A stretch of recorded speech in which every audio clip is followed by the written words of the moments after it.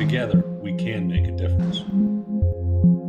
As a community, we need to eliminate the myths, set the record straight, and take some common sense measures to eliminate violence from our community. If our actions save the life of just one child, it will have been worthwhile.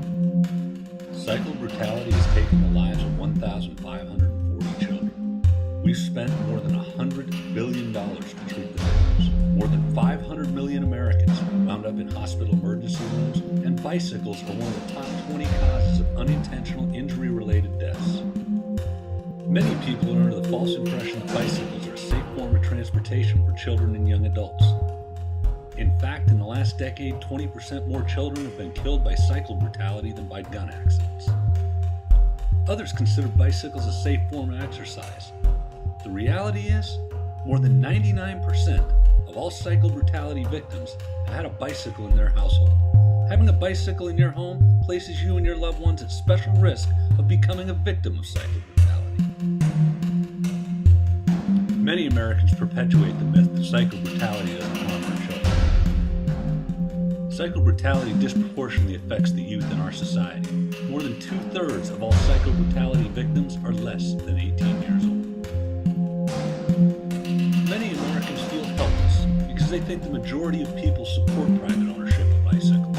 But the fact is, most Americans can't stand bicyclists and sales are declining. According to the National Bicycle Dealers Association, less bicycles were sold in 2011 and 2012 than in 2010. There are common sense steps that we can take to reduce cycle brutality in our community. BMX-style bicycles clearly encourage high-risk behavior. If we ban ownership of these bicycles, we'll reduce the occurrence rates of cycle brutality.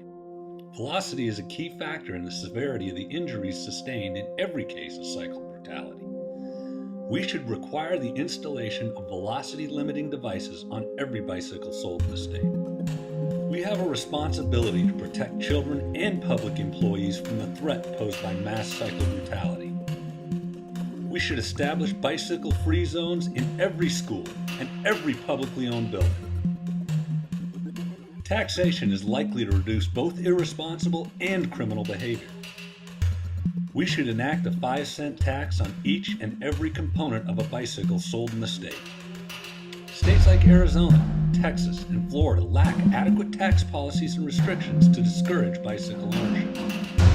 We should make it illegal to purchase bicycles and their components from out of state. The numbers and statistics presented are sourced from the Center for Disease Control. Referring to an uninformed opinion as common sense does not make it true. Collecting a series of accurate numbers in support of a predetermined conclusion is not research. Publications like this one, just like those produced by the Johns Hopkins Bloomberg School of Public Health and cited by the Brady Campaign, Mayors Against Illegal Guns, and the Law Center to Prevent Gun Violence, have no place in our national debate. There are steps that both you and our legislators can take to reduce criminal behavior and violence in our society.